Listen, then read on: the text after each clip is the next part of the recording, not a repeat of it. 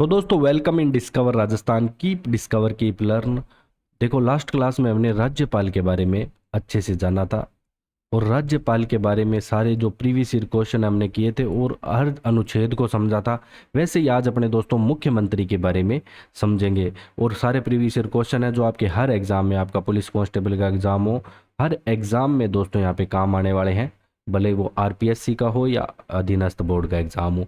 तो पहला क्वेश्चन दोस्तों क्या कहता है कि भारतीय संविधान के कौन सा अनुच्छेद के अंतर्गत राज्यपाल को सलाह और सहायता देने के लिए मंत्रिपरिषद का प्रावधान है। तो सबसे पहला अनुच्छेद यही आता है इससे संबंधित। ठीक है, मुख्यमंत्री। तो राज्यपाल को सलाह सहायता देने के लिए मंत्रिपरिषद का प्रावधान है, जिसका अध्यक्ष कौन होगा? इसका अध्यक्ष है ना, वो होगा मुख्यमंत्री। और ये आपके अनुच्छेद 163 में आता है, तो इंपॉर्टेंट है। सबसे पहले तो ये ध्यान रखना है कि सलाह और सहायता देने के लिए, तो अनुच्छेद 163। फिर दूसरा क्वेश्चन पे चलते हैं दोस्तों। और जो दोस्तों एक चीज ध्यान रखना, जो मुख्यमंत्री, हमने ये पढ़ा था लास्ट लेक्चर में कि कार्यपालिका प्रमुख कौन होता है? राज्यपाल। लेकिन जहाँ पे आगे वास्तविक आ जाए ना कि वास्तविक कार्यपालिका प्रमुख कौन होता है, तो वो दोस्तों आपका मुख्यमंत्री आएगा। ठीक है, क्योंकि देखो काम सारे राज्यपाल के नाम से होंगे लेकिन कर्ता धर्ता कौन? मुख्यमंत्री है, जैसे केंद्र में प्रधानमंत्री कहते हैं राष्ट्रपति के नाम से। देखो अब अपने बात करेंगे क्वेश्चन नंबर 2 की। संविधान का अनुच्छेद आता है 164 इसके अनुसार राजस्थान का मुख्यमंत्री क्या होता है? ध्यान रखना दोस्तों, निर्वाचन तो होता है उसका, जनता द्वारा विधायक बनता है, लेकिन मुख्यमंत्री की जब बात आएगी ना तो मुख्यमंत्री नियुक्त किया जाता है, ये ध्यान रखना। और इसको नियुक्त करता कौन है? इसको जो नियुक्ति है कौन करता है? तो नियुक्ति करता है इसकी राज्यपाल। तो ये इसके 164 1 2 3 सारे इंपॉर्टेंट है, ये ध्यान रखना। ठीक है, और ये राज्यपाल के प्रसाद परंत अपने पद पे बने रहेंगे, ऐसे भी कहा गया। बाकी मेन शक्ति तो मुख्यमंत्री के हाथ में ही होती है। फिर बात करते हैं दोस्तों क्वेश्चन नंबर 3 की कि किस अनुच्छेद के तहत राज्य की जो मंत्रिपरिषद आ गई है, मंत्रिपरिषद के बारे में अच्छे जाएंगे। जो मंत्रिपरिषद है ना, तो राजस्थान या कोई भी राज्य हो उसकी विधानसभा के प्रति सामूहिक रूप से उत्तरदायी होगी। ये कौन से अनुच्छेद में कहा गया है? तो जो मंत्रिपरिषद है विधानसभा के प्रति उत्तरदायी होगी, तो ये 164(2) में कहा गया है। तो ये भी इंपॉर्टेंट अनुच्छेद आता है। फिर बात करें भारत के संविधान की किस अनुसूची, अब आपको अनुसूची बतानी है कि जिसमें राज्य में राज्यपाल द्वारा मंत्री को पद और गोपनीयता की शपथ दिलाई जाती है। राज्यपाल जो भी चुने हुए मंत्री है या मुख्यमंत्री है उनको पद और गोपनीयता की शपथ दिलाता है। तो वो अनुसूची तो तीसरी होती है दोस्तों। और जो अनुच्छेद है ना, वो कौन सा होता है? वो होता है आपके 164(3). तो ये भी आप याद रखोगे यहाँ पे। फिर अपने बात करेंगे दोस्तों क्वेश्चन नंबर 5 की कि यदि कोई ऐसा व्यक्ति हो उसको राज्य मंत्री बना दे या मुख्यमंत्री बना दे, कुछ भी बना दे, राज्य विधायिका का सदस्य नहीं है, तो इस विषय में उसे संवैधानिक क्या प्रावधान है? देखो 6 महीने के अंदर अंदर उसको दिखाना होगा कि मैं यहाँ से जीत चुका हूँ चुनाव। देखो किसी को भी मुख्यमंत्री भी बना सकते हैं, किसी को भी उठा के। ठीक है, तो उसको 6 महीने के अंदर अपनी योग्यता दिखानी होगी। अब यहाँ पे क्या हुआ था कि राजस्थान में अभी दिसंबर में बनाया था, वो हार गए थे, बाद में उनको इस्तीफा देना पड़ता है अगर 6 महीने के अंदर आप अपनी योग्यता नहीं सिद्ध करते हो तो। ठीक है, गंगानगर जिले से कर्णपुर तहसील से बनाया गया था, कृषि मंत्रियों ने बनाया गया था। तो अब अपने बात करेंगे क्वेश्चन नंबर 6 की। दोस्तों इसके अलावा मैं बता दूं, नई विधानसभा जो आपकी बनी थी उससे संबंधित क्वेश्चन मैंने पहले से करवा रखे हैं, आप आई बटन पे टच करके उनको देख सकते हो। अब मुख्यमंत्री के जितने भी वेतन भत्ते हैं निम्न में से किसके द्वारा निर्धारित किए जाते हैं? जो भी मुख्यमंत्री के वेतन भत्ते हैं तो ये राज्य विधानसभा निर्धारित करती है। कौन करती है? राज्य विधानसभा। तो ये आपके कौन से अनुच्छेद में आ जाएगा? ये आ जाएगा आपके 164(5). तो ये 164 वाला अनुच्छेद पूरा यहाँ पे दोस्तों क्या है, इंपॉर्टेंट हो जाता है। अब अपने चलते हैं दोस्तों नेक्स्ट क्वेश्चन नंबर 7 पे। अब मुख्य संविधान है ना, भारत का संविधान, उसमें मुख्यमंत्री के कुछ कर्तव्य हैं वो निर्धारित है। तो वो कौन से अनुच्छेद में निर्धारित है? तो अनुच्छेद 167 आता है। इंपॉर्टेंट क्वेश्चन है दोस्तों आपके एग्जाम की दृष्टि से, बहुत इंपॉर्टेंट क्वेश्चन है। कई बार, कम से कम 4-5 बार एग्जामों में आ चुका है। अब कर्तव्य होते क्या हैं? कर्तव्यों की बात करें ना, तो राज्यपाल को जितने भी प्रशासनिक संबंधी निर्णय होते हैं, विधि निर्माण है, उन सब के बारे में सूचित करता है राज्यपाल को ये मुख्यमंत्री। जो भी काम करेगा सारे का बताएगा कि मैं ये काम कर रहा हूँ। तो यही है, बस प्रशासन संबंधी जानकारी देता है। और कोई भी मंत्री के मंत्रिमंडल के परामर्श के बिना कोई भी निर्णय ले लिया तो मंत्रिमंडल के समक्ष विचार के लिए रखा जाना उसका कर्तव्य होगा मुख्यमंत्री का। तो मतलब कोई भी काम करेगा तो वो राज्यपाल को बताएगा, सीधी सी कहने की बात है ये, ज़्यादा नहीं सोचना आपको इसके बारे में। और अनुच्छेद 167 याद रखना है, बस 167 अनुच्छेद, जिसमें मुख्यमंत्री का कर्तव्य है, ये याद रखना ज़्यादा इंपॉर्टेंट है। फिर राज्य में संसदीय सचिव किसके समक्ष यहाँ पे शपथ लेता है या प्रतिज्ञान करता है? अब बात आती है कि संसदीय जो सचिव होता है वो किसके समक्ष शपथ लेता है। अब ये क्वेश्चन है ना, यहाँ पे बहुत इंपॉर्टेंट आ जाता है दोस्तों। देखो, वैसे हर एक मुख्यमंत्री की नियुक्ति राज्यपाल कर रहा था, मंत्रियों कर रहा है, लेकिन जो संसदीय सचिव है ना, इसकी नियुक्ति दोस्तों मुख्यमंत्री द्वारा की जाती है। तो ये इंपॉर्टेंट होता है, ये ध्यान रखना। इसकी जो नियुक्ति है मुख्यमंत्री द्वारा की जाती है और शपथ भी इसी के सामने ही लेता है। तो इसकी नियुक्ति भी कौन करेगा? मुख्यमंत्री ही करेगा।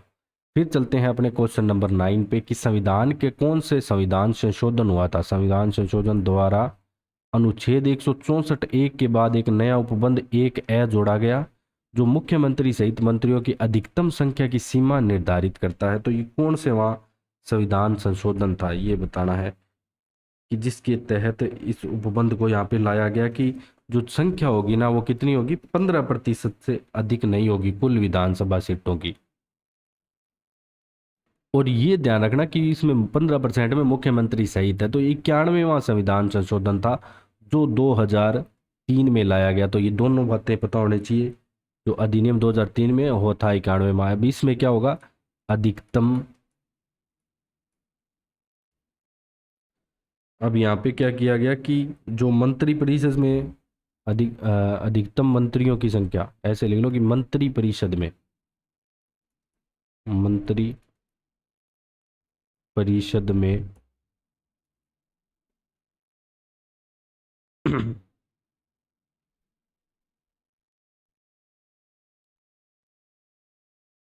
मंत्रियों की कुल संख्या,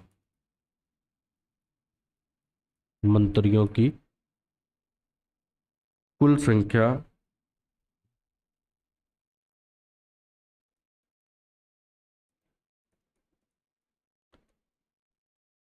जिसमें कि मुख्यमंत्री भी शामिल है, जिसमें सीएम भी शामिल है। मुख्यमंत्री को मैं सीएम लिख रहा हूँ, ठीक है, डायरेक्ट।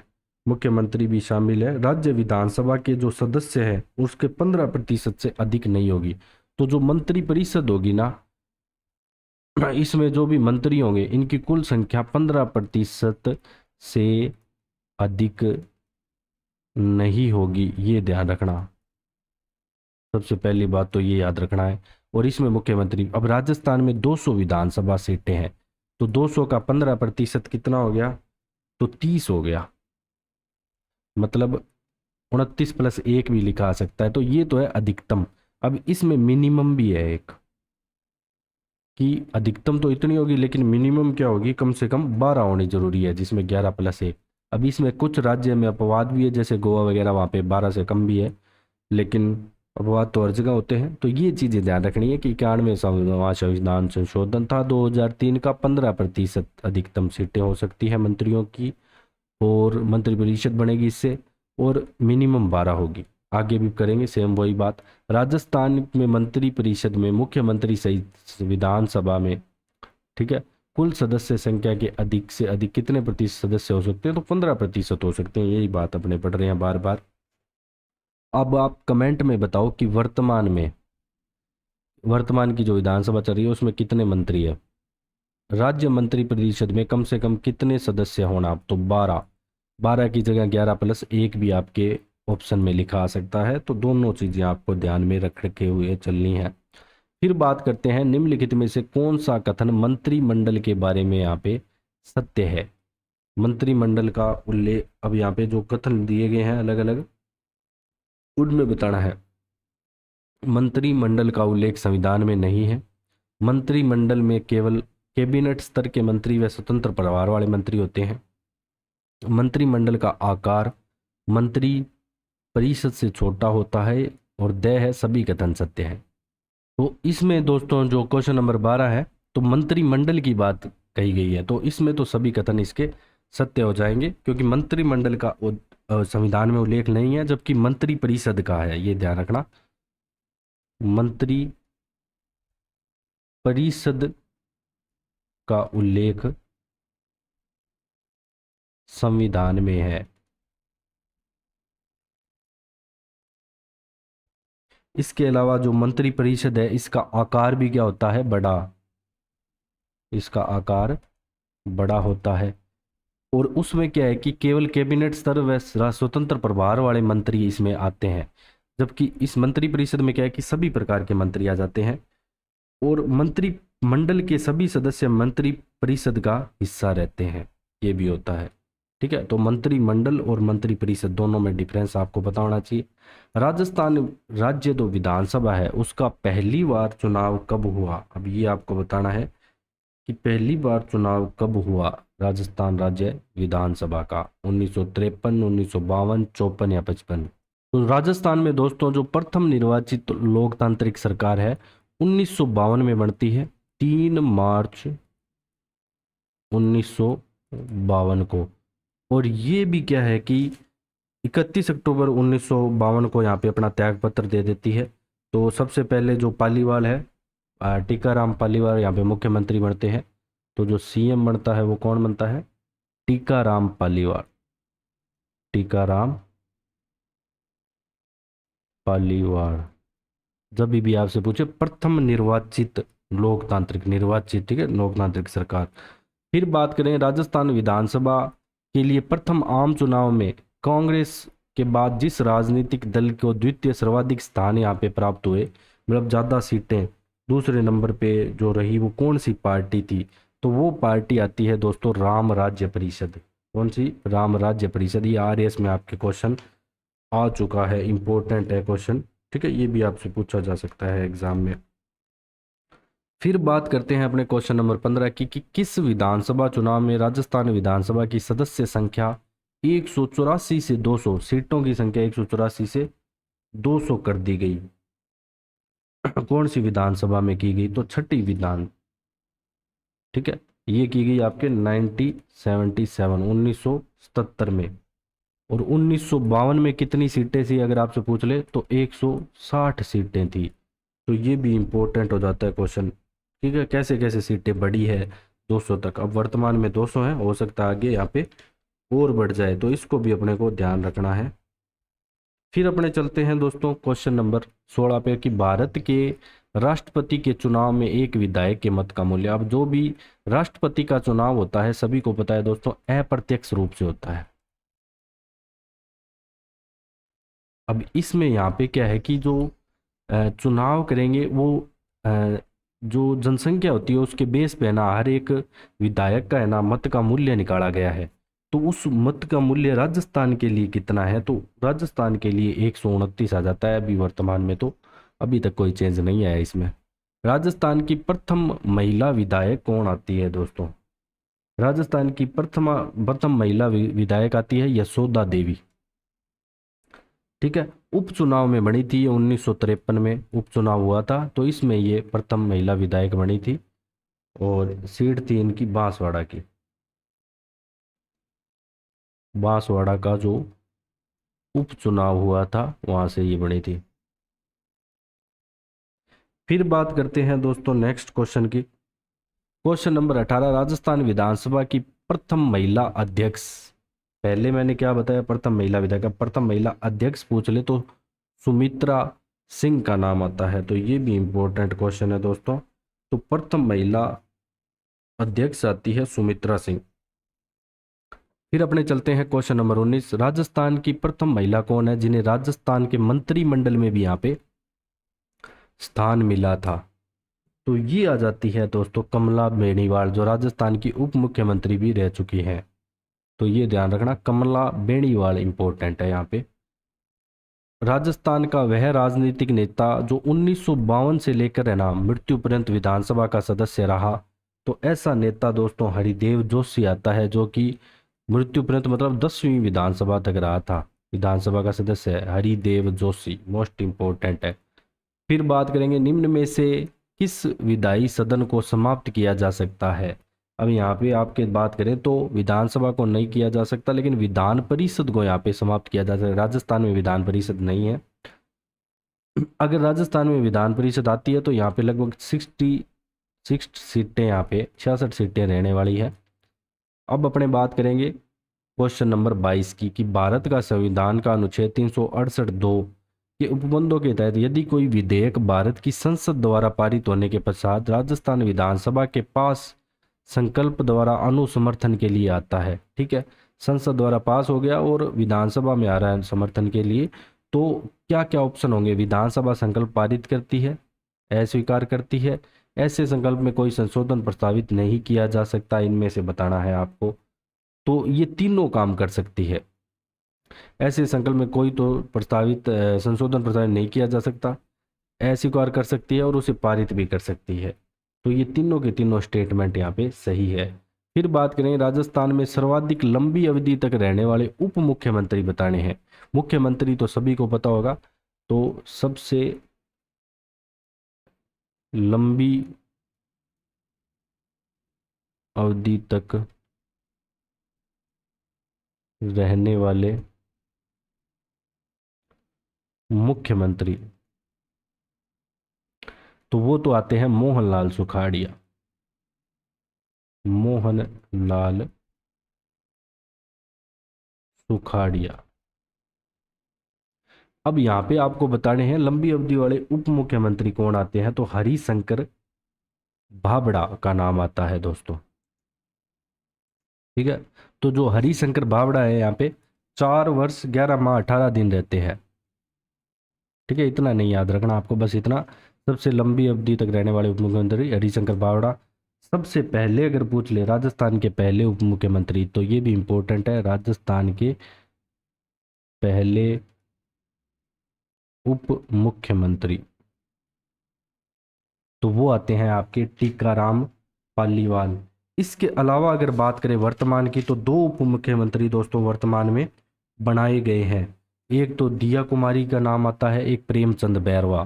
प्रेमचंद बैरवा दूदू सीट से है। अभी जो वर्तमान में उप मुख्यमंत्री बने हैं वो 6वें नंबर के हैं, तो इनका क्रम भी याद रखना है। तो ये 5वें थे, सचिन पायलट।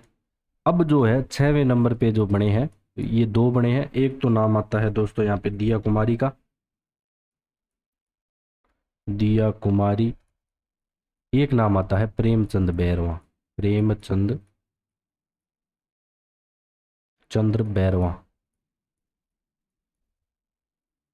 ठीक है। तो ये वर्तमान में उप मुख्यमंत्री है। फिर बात करते हैं अपने दोस्तों राजस्थान राज्य के किस मुख्यमंत्री का कार्यकाल सबसे कम अवधि का रहा, ये बताना है। ज्यादा अवधि का तो सभी को पता है, सबसे कम अवधि का कार्यकाल किसका रहता है, तो 16 दिन का रहता है मात्र दोस्तों हीरालाल देवपुरा का। 16 दिन मात्र, 60 डेज। और प्रथम अल्पसंख्यक मुख्यमंत्री आज पूछ ले तो बरकतुल्ला खां का नाम आ जाएगा, ये याद रखना आप, ठीक है। अब नेक्स्ट क्वेश्चन है आज का लास्ट, राजस्थान के प्रथम विधानसभा के अध्यक्ष, वर्तमान विधानसभा के अध्यक्ष दोस्तों आप कमेंट में बताओगे। तो प्रथम विधानसभा अध्यक्ष आते हैं नरोत्तम लाल जोशी। कौन आते हैं? नरोत्तम लाल जोशी आते हैं, ठीक है। इसी के साथ आपकी दोस्तों ये क्लास समाप्त होती है।